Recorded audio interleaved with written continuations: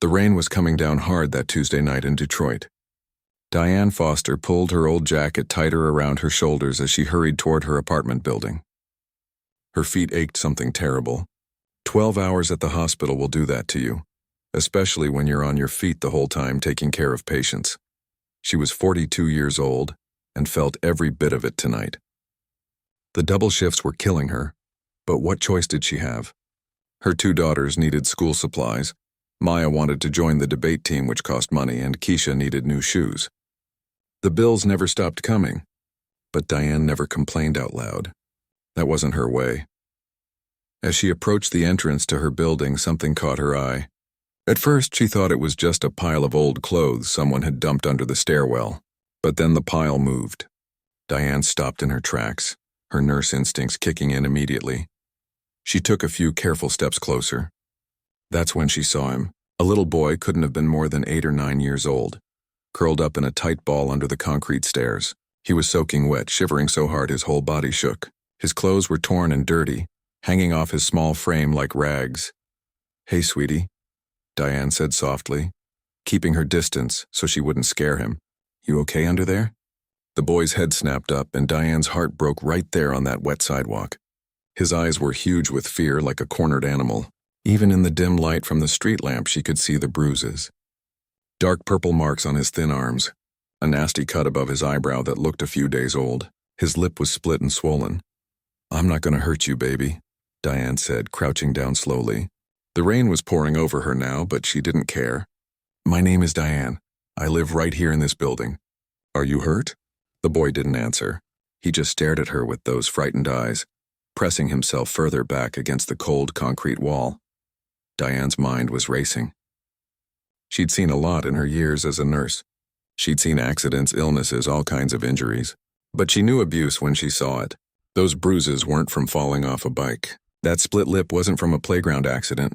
Someone had hurt this child. Someone had hurt him bad and hurt him more than once. "Honey, you're freezing out here." She tried again, her voice as gentle as she could make it. "How long have you been sitting in this rain?" Still nothing, but his shivering got worse. Diane sat down right there on the wet ground, not caring about her work uniform getting soaked. Sometimes you had to meet people where they were, especially scared kids. She'd learned that raising her own daughters. "You don't have to talk if you don't want to," she said, "but I can't leave you out here in the rain. You could get real sick. Pneumonia is no joke, especially for little ones." She waited. The rain kept falling. Car headlights passed by on the street. Somewhere in the distance, a siren wailed. The boy watched her with those careful, cautious eyes. "I got 2 daughters upstairs," Diane continued, keeping her voice calm and steady. "They're teenagers now. Think they know everything. But they're good girls. We got some leftovers from dinner. Spaghetti. You like spaghetti?" Something flickered in the boy's eyes at the mention of food. "When's the last time you ate something, baby?" Diane asked.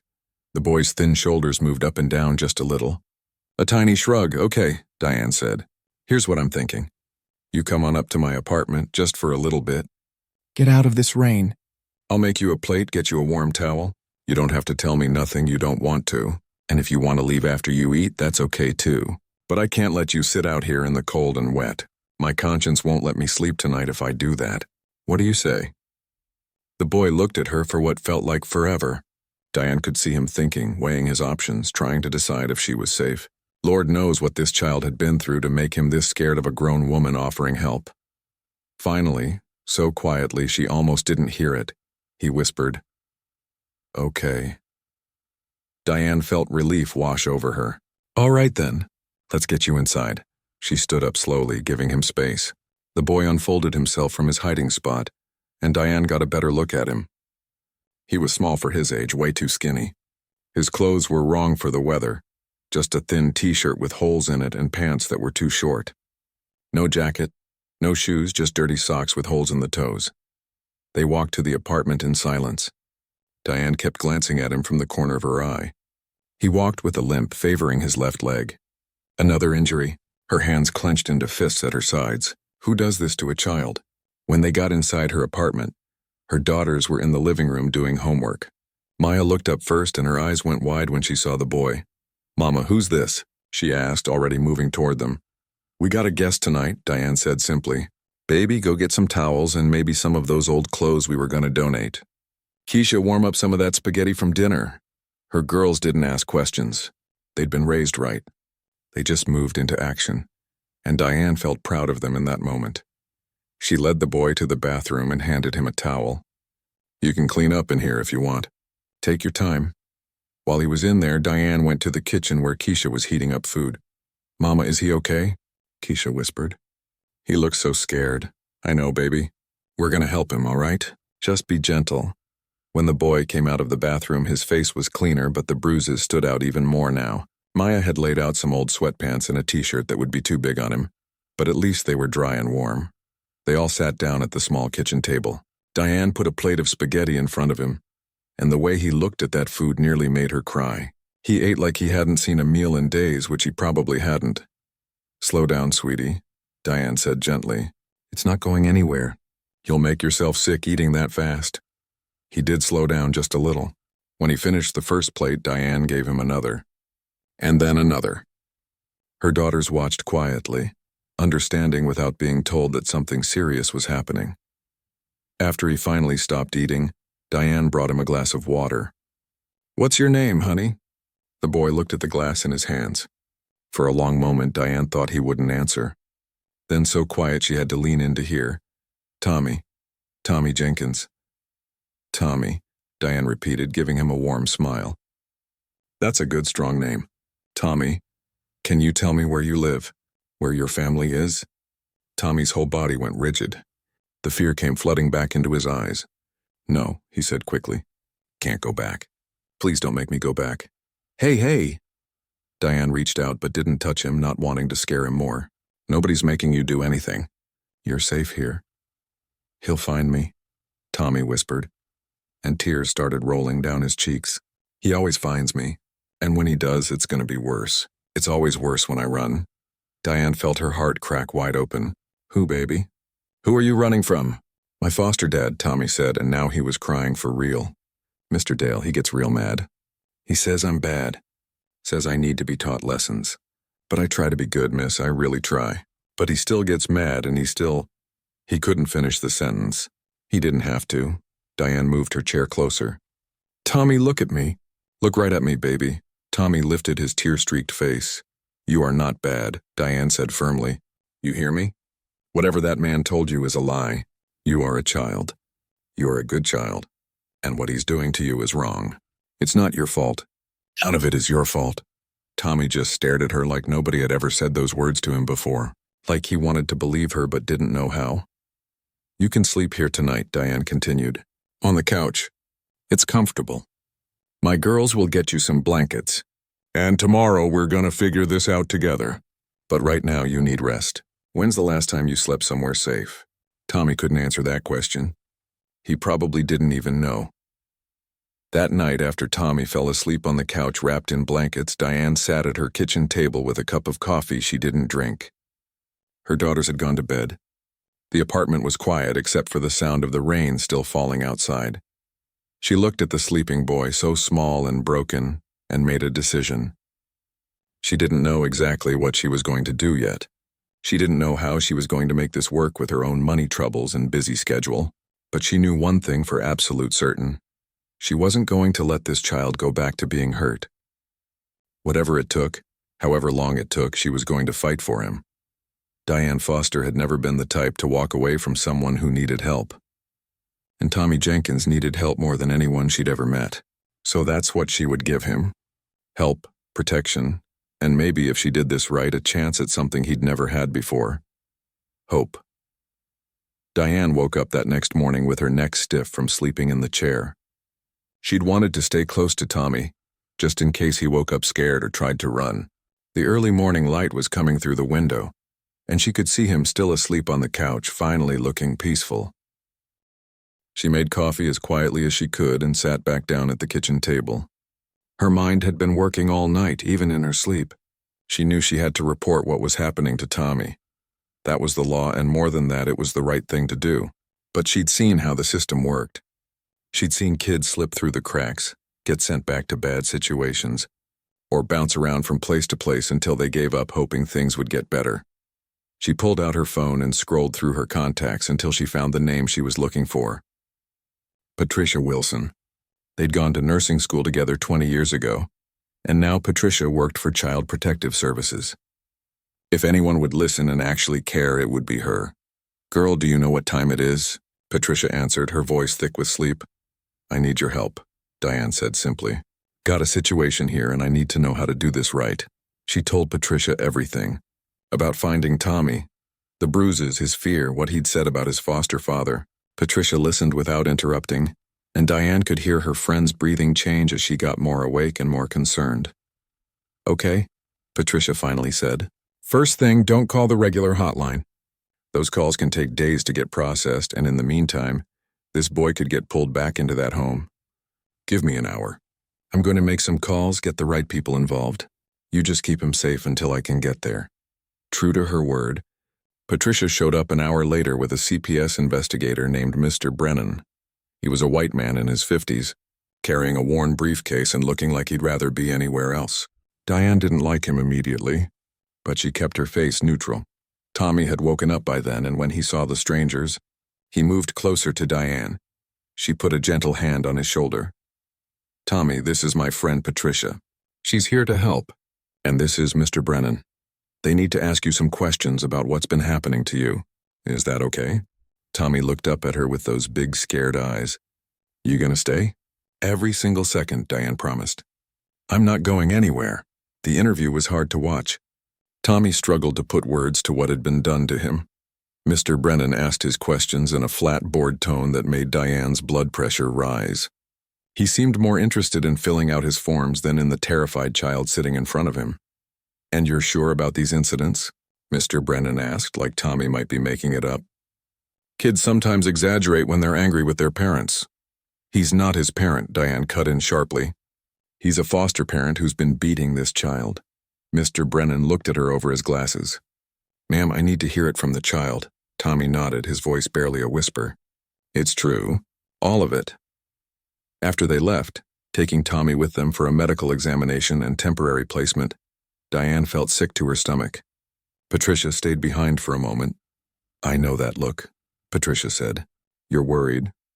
"That man doesn't believe him," Diane said. "I could see it in his face. He thinks Tommy's just another troubled kid making up stories." "Brennan's burned out," Patricia admitted. "Seen too many cases, stopped seeing the kids. But I'm on this now. I'll make sure it gets handled right." But handling it right turned out to be harder than either of them expected. The next few days, Diane couldn't stop thinking about Tommy. She called Patricia every day for updates. The medical exam had documented all the injuries, old and new. That was good. But Tommy's foster father, this man, Dale Hutchins, had hired a lawyer. He was denying everything, saying Tommy was a problem child who hurt himself for attention. Diane felt rage building up inside her like nothing she'd felt before. She'd raised 2 daughters by herself after their father left. She'd worked double shifts for years. She'd gone without so her kids could have what they needed. But she'd never felt as angry as she did thinking about that man hurting Tommy, and then lying about it. She decided she needed to see Tommy. She called Patricia and asked which group home he'd been placed in. It took some convincing, but Patricia finally gave her the address. The group home was across town, a big old house that had seen better days. The woman who answered the door looked tired but kind. Her name was Mrs. Chen, and she managed the home. "You here for Tommy?" she asked. "He mentioned a Miss Diane. Talks about you a lot." Diane's heart squeezed. "Can I see him?" Tommy was in the common room with 5 other kids watching television. When he saw Diane, his whole face lit up. He ran to her and she hugged him tight. "You came back," he said into her shoulder. "Of course I came back," Diane said. "I told you I would help you, didn't I?" They sat together on an old couch and Tommy told her about his days at the group home. It wasn't bad, he said, but it wasn't home either. The other kids were okay, but everyone was sad or angry about something. The counselors tried their best, but there were too many kids and not enough of them. "What's going to happen to me?" Tommy asked. "Nobody tells me anything." Diane took a deep breath. "There's an investigation happening. They're looking into what Mr. Dale did to you. It takes time, baby, but we're going to make sure you never have to go back there. Promise?" Tommy looked at her with those eyes that had seen too much. Diane had never been one to make promises she couldn't keep. But looking at this child, she heard herself say, "I promise. Whatever it takes," and she meant it. Over the next several weeks, Diane became Tommy's shadow. She attended every meeting with CPS, even when Mr. Brennan suggested her presence wasn't necessary. She documented everything in a notebook. Dates, times, who said what. She called lawyers trying to find one who would take Tommy's case pro bono. Most said no. One finally said yes after Diane wore her down with daily phone calls. The lawyer's name was Ms. Rodriguez, and she was young, but fierce. She looked at Tommy's medical records and photographs of his injuries, and Diane saw the same anger in her eyes that she felt in her own chest. "This is clear-cut abuse," Ms. Rodriguez said at their first meeting. "The problem is getting the system to move fast enough." The investigation dragged on. Every week felt like a month. Diane visited Tommy 3 times a week, bringing him books from the library, new sketch pads when she noticed he liked to draw, and most importantly, consistency. She showed up when she said she would, every single time. Her own life started falling apart around the edges. She had to call in sick to work twice to make court appearances. Her supervisor pulled her aside with a warning about her attendance. Her bank account was getting dangerously low from the gas money driving across town, and the little things she bought for Tommy. Maya and Keisha noticed their mother's stress.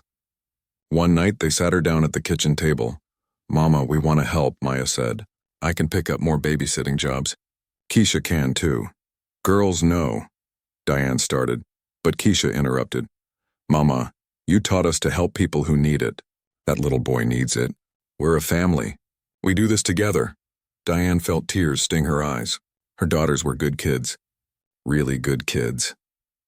The breakthrough finally came 3 months after that rainy night.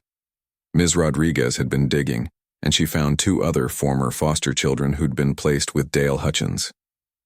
Both had similar stories of abuse. With their testimonies added to Tommy's case and the medical evidence, the prosecutor finally had enough. Dale Hutchins was arrested on a Thursday morning. Diane got the call from Patricia while she was at work. "It's done," Patricia said. "He's in custody. Bail hearing tomorrow, but even if he makes bail, Tommy won't be going back there. Ever." Diane had to sit down. She felt like all the air had left her lungs. 3 months of fighting, of being told she was too involved, of people looking at her like she was overreacting. 3 months of watching Tommy try to be brave while being scared. And now finally justice. She went straight to the group home after her shift ended. Mrs. Chen let her in with a knowing smile. "He's in the backyard," she said, drawing like always. Diane found Tommy sitting under a tree with his sketch pad. He was concentrating hard on whatever he was drawing, his tongue poking out the corner of his mouth the way kids do when they're focused. "Hey, baby," she said softly so she wouldn't startle him. Tommy looked up and smiled. That smile was becoming more common now, less rare. "Miss D, look what I drew." It was a picture of a woman with kind eyes. "That's you," he said. "I wanted to remember what you look like in case..." In case nothing, Diane sat down next to him in the grass. "I got some news. Mr. Dale got arrested today." "You're not going back there. You're safe now," Tommy stared at her. "Really? Like really, really?" "Really, really," Diane confirmed. And then Tommy did something that made everything worth it. He dropped his sketch pad and threw his arms around Diane's neck and cried. Not scared crying. Relief crying. The kind of crying that comes when you finally let go of something heavy you've been carrying too long. Diane held him and let him cry it out. She cried too, for this boy who'd been hurt so badly, for the fight it took to protect him, for the system that made it so hard to do the right thing. But mostly she cried because she knew this was just the beginning. Tommy was safe from Dale Hutchins now. But he still needed a place to belong, people to love him, a chance to heal, and Diane had already made up her mind about something. She was going to be there for all of it, however long it took. The years that followed weren't easy, but they were filled with something Tommy had never really known before. Consistency. Diane kept her promise. Every single week, like clockwork, she showed up at the group home to see him. At first, Tommy didn't trust it.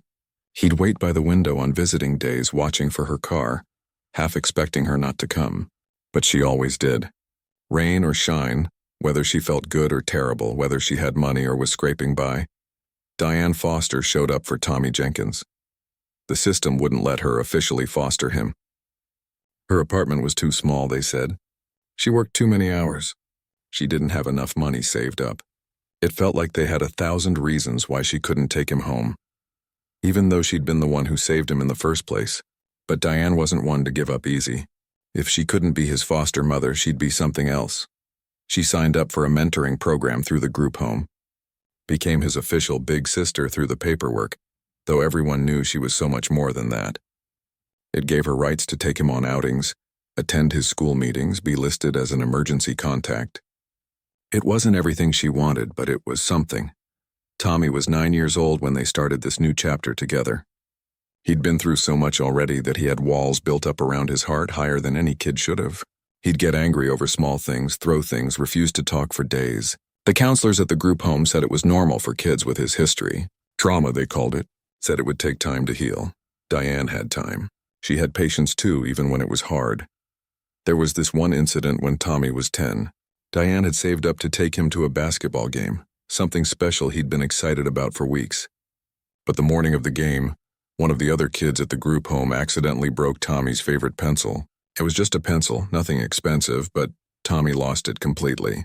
Threw chairs, screamed things that broke Diane's heart, locked himself in his room and wouldn't come out. Mrs. Chen called Diane apologizing, saying maybe they should reschedule the game. "I'm coming over," Diane said simply. She sat outside Tommy's locked door for 2 hours. Didn't bang on it, didn't yell, didn't threaten. Just sat there and talked to him through the door. "I know you're hurting, baby," she said quietly. "I know you're angry. You got every right to be angry after what you've been through. But I'm not going anywhere. I'm gonna sit right here until you're ready to talk to me. Could be 5 minutes, could be 5 hours. I got nowhere else I need to be." It took 3 hours, but Tommy finally opened that door. His eyes were red from crying, his face all blotchy. "I'm sorry," he whispered. "I ruined everything." Diane pulled him into a hug. "You didn't ruin anything. You had a hard moment. We all have those. The game's not till tonight." "We got plenty of time." They made it to that game. Tommy was quiet during it. Not as excited as he'd been before, but he held Diane's hand in the crowd. That was progress. School was another battle. Tommy was smart. Diane could see that. But he'd missed so much schooling bouncing around foster homes that he'd fallen way behind. He was in 5th grade, but reading at a 2nd grade level. Math wasn't much better. Diane started bringing homework materials on her visits. They'd sit at the group home's kitchen table, and she'd help him sound out words, work through math problems. It was slow going. Tommy would get frustrated, say he was too stupid to learn, that there was no point trying. "Don't you ever say that," Diane told him firmly. "You are not stupid. You just haven't had anyone take the time to teach you proper." "Well, I got time. We're gonna do this together," and they did. Bit by bit, week by week, Tommy started improving. By the time he turned 12, he was almost caught up to his grade level. His teacher, Mrs. Lopez, called Diane personally to tell her about his progress. "I don't know what you're doing with him," Mrs. Lopez said, "but keep doing it. He's like a different child than he was a year ago." What Diane was doing was showing up. That's all. Just being there, being consistent, being someone Tommy could count on. It wasn't just academics either. Tommy had this thing he did when he got anxious or scared. He'd draw, fill up whole notebooks with sketches. Most were dark at first, scary images that showed what was going on inside his head. But over time, they got lighter. He started drawing people, places, things that made him happy. For his 12th birthday, Diane saved up for weeks to buy him a real artist set. Not the cheap stuff from the dollar store, but good quality colored pencils, sketch pads, even a beginner's set of paints. The look on his face when he opened that gift was something she'd never forget. "This is too much," Tommy said, his eyes wide. "Miss D, this must have cost a lot of money." "You're worth it," Diane said simply. "I see how talented you are. Everybody should have a chance to develop their talents." Tommy used those art supplies until they were worn down to nothing. He drew Diane, her daughters, Mrs. Chen, the other kids at the group home. He drew the tree in the backyard, the birds that came to visit, the sky at different times of day. Art became his way of processing feelings he couldn't put into words. Maya and Keisha were in college by now, both on scholarships, thank goodness, but they still made time for Tommy when they came home. They'd take him to the movies, to the park, treat him like the little brother he'd become to them. "Your daughters are so nice," Tommy told Diane once. "You raised them right. I'm raising you right too, Diane said. You're part of this family, Tommy. Maybe not on paper, but in every way that matters. But being part of the family didn't mean things were always smooth. When Tommy turned 13, the teenage years hit him hard. He started getting into fights at school. Nothing serious, but enough to get him suspended twice. He'd come back from school with bruised knuckles, a defiant look in his eyes. Diane got called to the group home for a meeting with his counselor and Mrs. Chen. They were worried, talking about anger management classes, maybe medication. Can I talk to him alone first? Diane asked. She took Tommy for a walk. They ended up at a park, sitting on swings like he was a little kid again instead of a teenager trying to act tough.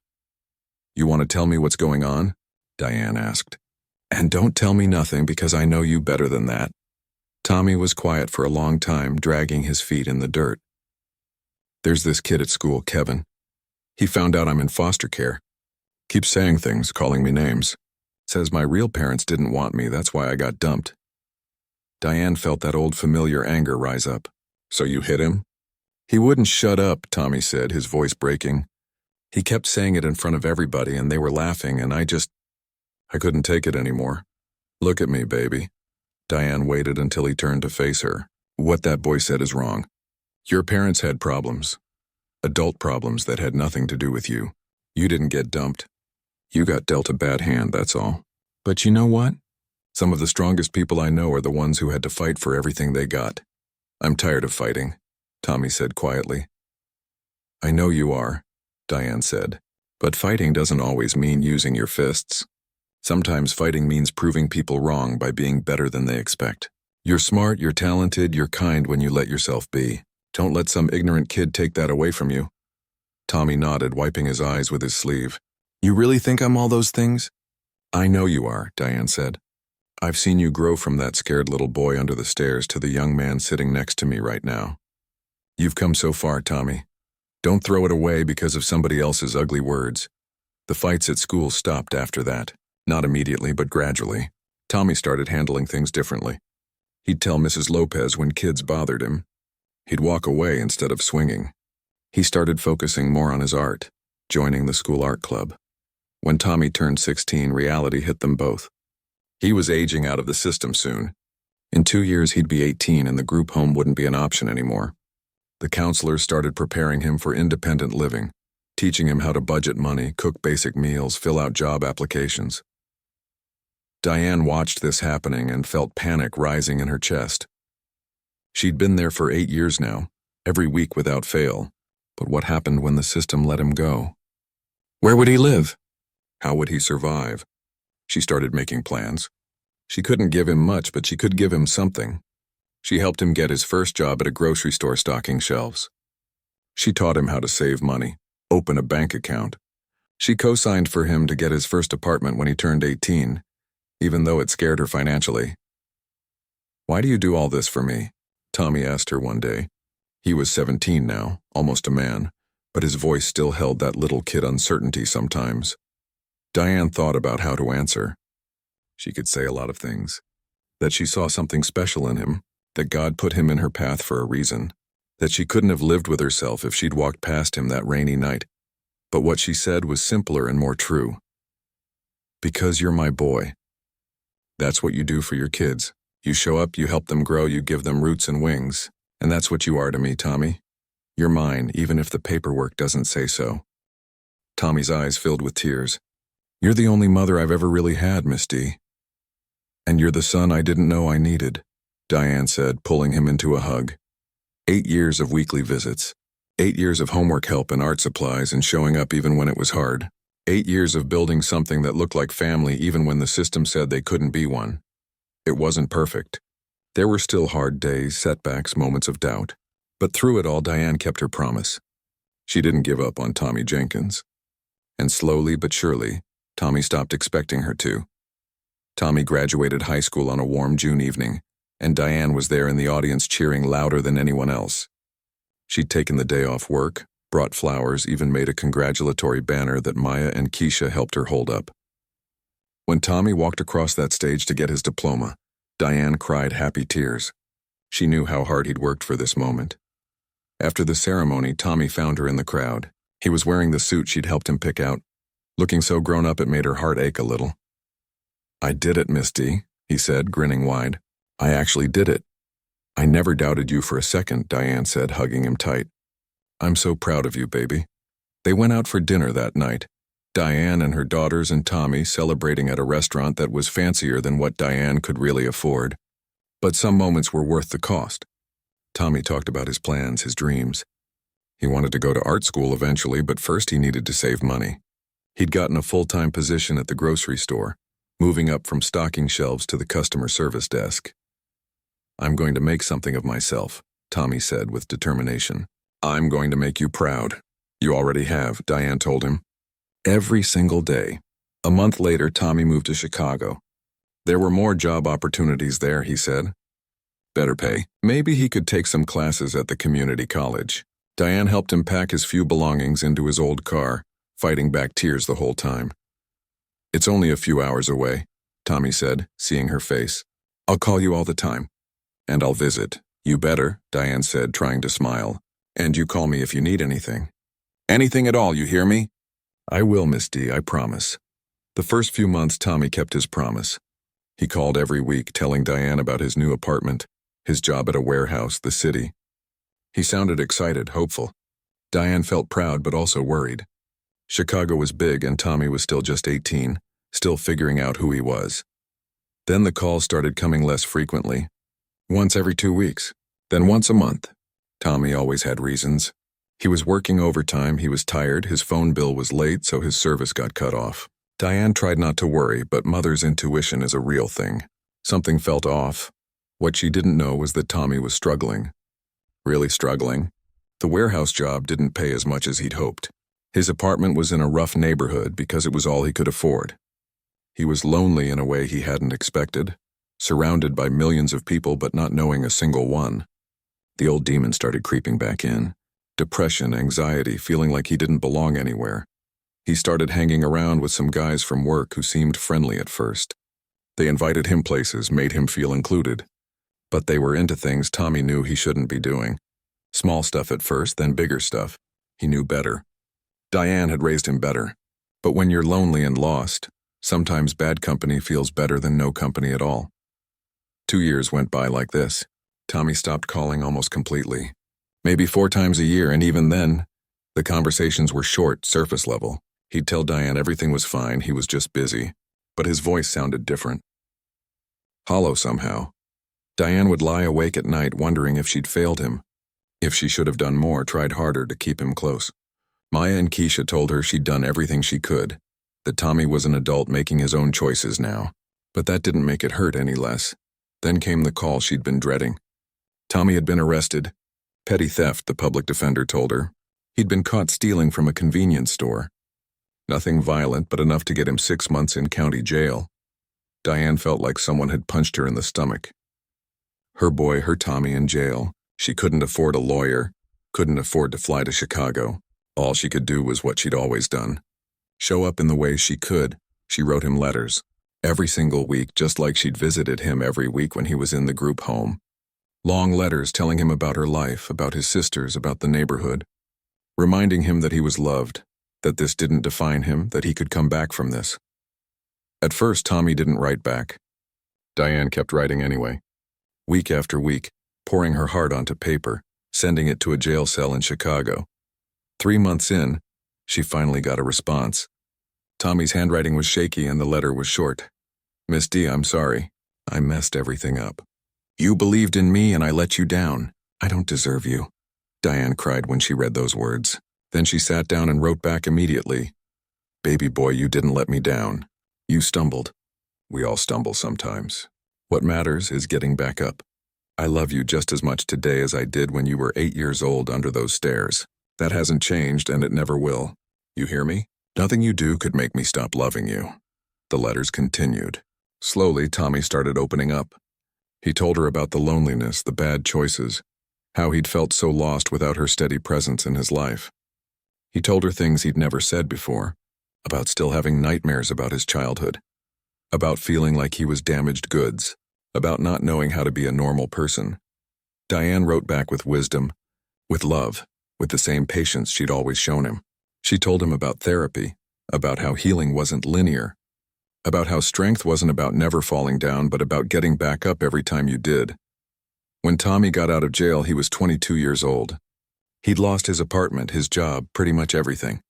He thought about calling Diane but couldn't bring himself to do it. How could he face her after everything, after throwing away all the chances she'd given him? Instead, he lived in a shelter for a few weeks. Got a job washing dishes at a diner. It wasn't much, but it was honest work. He started attending a support group for former inmates trying to rebuild their lives. That's where he met Lisa. She was a social worker who volunteered with the group. She didn't judge him for his past, didn't look at him like he was broken. She saw potential in him, the same way Diane always had. They became friends first, then something more. Lisa was the one who finally convinced him to call Diane. "You keep talking about this woman who saved your life," Lisa said one night, "who never gave up on you even when you were in jail. Why haven't you called her?" "Because I'm ashamed," Tommy admitted. "Because I disappointed her." "From everything you've told me about her, I don't think that's how she sees it," Lisa said gently. "I think she's probably worried sick about you. Maybe it's time to let her know you're okay." Tommy thought about that for days. Finally, he picked up the phone. His hands were shaking as he dialed the number he still knew by heart. Diane answered on the second ring. "Hello? Miss D?" Tommy's voice cracked. "It's me. It's Tommy." There was a pause, and then Diane's voice came through thick with emotion. "Tommy, oh baby, where are you? Are you okay?" They talked for 2 hours that night. Tommy told her everything. The jail time, the shelter, the new start he was trying to make. Diane listened without judgment, without I told you so's, with nothing but love and relief that he was safe. "I'm proud of you," she said when he finished. "You hit bottom and you're climbing back up. That takes courage." "I want to do better," Tommy said. "I want to be the person you always believed I could be." "Then do it," Diane said simply. "One day at a time. And Tommy, you don't have to do it alone. I'm still here. I've always been here." That conversation changed something in Tommy. He started attending community college classes, taking courses in business and graphic design. He kept working, kept staying clean, kept moving forward. It was hard. Some days he wanted to give up. But he'd think about Diane, about everything she'd sacrificed for him, and he'd push through. He didn't call her every week yet. The shame was still there, the feeling that he didn't deserve her love. But he called more than he had. Once a month became twice a month. He'd tell her about his classes, his progress, his girlfriend Lisa, who was helping him heal. Meanwhile, Diane's own life was changing. She turned 60 and had to retire from nursing. Her body couldn't handle the long shifts anymore. Her diabetes was getting worse, her blood pressure too high. She moved to Atlanta to be closer to Maya, who'd gotten married and had kids of her own. The move was hard. Detroit had been home her whole life. But her health demanded it, and being near her grandbabies brought her joy. Still, she thought about Tommy constantly, wondered how he was doing, prayed for him every night. 3 years passed. Tommy was 25 now, working hard, staying focused. He'd finished community college and transferred to a university. He'd started a small graphic design business on the side. Nothing big yet, but it was growing. He and Lisa got married in a small courthouse ceremony. But through all of it, he carried guilt. Guilt about the years he'd wasted. Guilt about pulling away from Diane when she'd never pulled away from him. Guilt about not being there when she got sick, when she had to move away from her home. He wanted to reach out, wanted to thank her properly, wanted her to know that everything good in his life traced back to her. But shame kept holding him back. What if she didn't want to hear from him? What if too much time had passed? It was Lisa who finally gave him the push he needed. "You're not that scared kid anymore," she told him. "You're not even the guy who made mistakes a few years ago. You've grown. You've changed. Don't you think she deserves to see that? Don't you think you owe it to her to show her that her faith in you wasn't misplaced?" Tommy knew his wife was right. It was time to stop running from his past and start honoring it. It was time to find Miss D and thank her properly for saving his life. It was time to go home. Finding Diane wasn't as hard as Tommy thought it would be. Maya, Diane's oldest daughter, was on social media. Tommy sent her a message, his heart pounding as he typed. He half expected her to ignore him, to tell him he'd hurt their mother enough. Instead, she responded within an hour. "Tommy, oh my God, we've been wondering about you for years. Mom talks about you all the time. She's in Atlanta now. When are you coming to visit? Tommy stared at that message for a long time. She talks about him all the time. Even after everything. Even after he'd disappeared for years, messed up his life, barely stayed in touch. She still talked about him. He wiped his eyes and typed back. Soon, real soon. It took him 2 weeks to get everything ready. He needed to do this right. He talked to his business partner about taking some time off. He and Lisa planned the trip together. And Tommy made some other arrangements. Things he'd been working toward for months now. Things that felt impossible, but somehow he'd managed. The flight to Atlanta felt like the longest few hours of his life. Lisa held his hand during takeoff. She could feel how nervous he was. What if she's mad at me? Tommy said quietly. What if too much time has passed? From everything you've told me about her, Lisa said, squeezing his hand, I don't think that woman knows how to stop loving you. They rented a car at the airport. Maya had given him Diane's address. She lived in a small apartment in a senior community, Maya had explained. Nothing fancy, but it was safe and close to her and the grandkids. Tommy drove slowly through the neighborhood, his stomach in knots. He'd rehearsed what he wanted to say 100 times, but now all those words felt stuck in his throat. You want me to come with you? Lisa asked when they pulled up to the building. No, Tommy said. I need to do this part alone. But thank you. He sat in the car for 5 minutes, just breathing, gathering courage. Then he remembered something Diane used to tell him when he was scared. Courage isn't about not being afraid. It's about doing what you need to do even when you are afraid. Tommy got out of the car and walked to apartment 3B. His hand shook as he raised it to knock. 3 soft knocks. Then he waited. He heard movement inside. Footsteps. Slow, careful footsteps. Then the door opened. Diane stood there and Tommy's breath caught. She looked older, smaller somehow than he remembered. Her hair had gone mostly gray. She was wearing reading glasses pushed up on her head. She was holding a book like he'd interrupted her reading. For a second, she just stared at him with a confused expression. Then recognition hit her like a wave. Tommy? Her voice was barely a whisper. The book fell from her hands. Tommy, is that really you? Hi, Miss D, Tommy managed to say, and then his voice broke completely. It's me. Diane made a sound somewhere between a laugh and a sob. She moved faster than someone her age should be able to move, pulling him into her arms, holding him tight like she was afraid he might disappear if she let go. My boy, she kept saying over and over. My boy, you came back. They stood there in the doorway crying, holding each other. Neither of them could speak for several minutes. Finally, Diane pulled back, her hands on Tommy's face, looking at him like she was making sure he was real. Look at you, she said, tears streaming down her face. You're all grown up. You look so good, baby. So healthy. Can I come in? Tommy asked. I have so much to tell you. Diane's apartment was small but cozy. Pictures of her daughters and grandchildren covered the walls. Tommy noticed his own face in several of them, too. That old sketch he'd drawn of her when he was 8, framed and hanging in a place of honor. Photos from his high school graduation. A card he'd sent her one Christmas years ago. She'd kept everything. Even when he'd pulled away, even when he'd stopped calling, she'd kept him present in her life. They sat on her couch and Tommy couldn't stop apologizing. For disappearing, for the mistakes he'd made, for not being there when she got sick and had to move. All the guilt he'd been carrying for years came pouring out. Diane listened patiently like she always had. When he finally ran out of words, she took his hands in hers. Tommy, look at me, she said firmly. You listen to me good now. I don't need your apologies. I never did. You were a young man trying to find his way. You stumbled, you fell, but baby, you got back up. That's what matters. But I hurt you, Tommy said. I know I did. Yes, you did, Diane admitted. I worried about you every single day. Cried myself to sleep some nights wondering if you were okay. But I never stopped loving you. I never stopped believing in you. Not for 1 second. Why? Tommy asked, the question that had haunted him for years. After everything, why didn't you give up on me? Diane smiled, touching his face gently. Because that's not what mothers do. And that's what I am, Tommy. I might not have given birth to you, might not have your name on any legal papers, but I'm your mother in every way that counts. You've been my son since that rainy night 20 years ago. 20 years. Had it really been that long? Tommy thought about that scared 8-year-old boy hiding under the stairs. He thought about the journey from there to here, all the ups and downs, the failures and small victories. And through it all, this woman had been there, loving him, believing in him, even when he couldn't believe in himself. "I want to show you something," Tommy said, pulling out his phone. He showed her pictures of his life.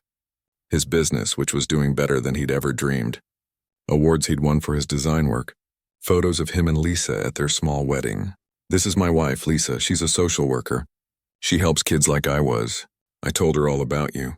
She says you're the reason she fell in love with me, because you taught me what real love looks like." Diane looked through every picture, tears flowing freely, her smile growing wider. "Tommy, this is wonderful. I'm so proud of you. So incredibly proud." "There's more," Tommy said. "Lisa's pregnant. We found out last month." "It's a girl," Diane gasped, her hand flying to her mouth. "A baby? You're going to be a father?" "Yeah," Tommy said, grinning now.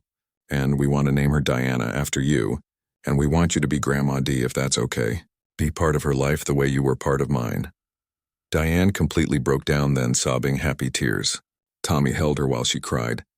This strong woman who'd saved him, who'd never given up on him, who'd shown him what unconditional love looked like. When she finally composed herself, Tommy said, "There's one more thing. The real reason I came." He pulled out an envelope from his jacket pocket. Inside were keys and legal documents. Diane looked at them, confused. "I bought you a house," Tommy said quietly. "A small one. Nothing crazy fancy, but it's got a yard and it's in a good neighborhood about 10 minutes from Maya. It's paid off completely. No mortgage, no rent, nothing. It's yours." Diane stared at the papers like they were written in a foreign language. "Tommy, no. I can't accept this. This is too much. Miss D, please," Tommy said. "Let me finish.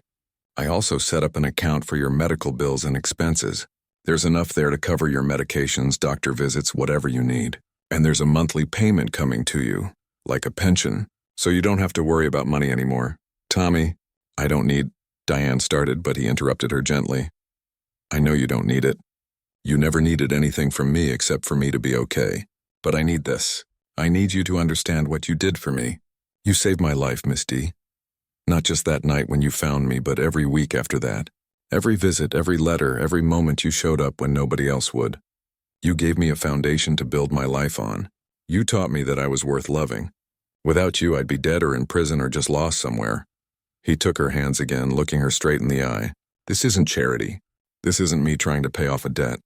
This is me honoring my mother. This is me making sure the woman who sacrificed everything for me can live comfortably. Please, please let me do this for you." Diane looked at this man who used to be a scared little boy. She saw the strength in him, the determination, the love. She understood that accepting his gift wasn't just about her. It was about letting him complete a circle, letting him show his gratitude in a way that gave him peace. "Okay," she whispered. "Okay, baby. Thank you." They spent the rest of that day talking, catching up on years of life, filling in all the gaps. Lisa joined them for dinner, and Diane loved her immediately. Maya came over with her kids, and it felt like a family reunion. The grandchildren climbed all over Tommy, asking him a million,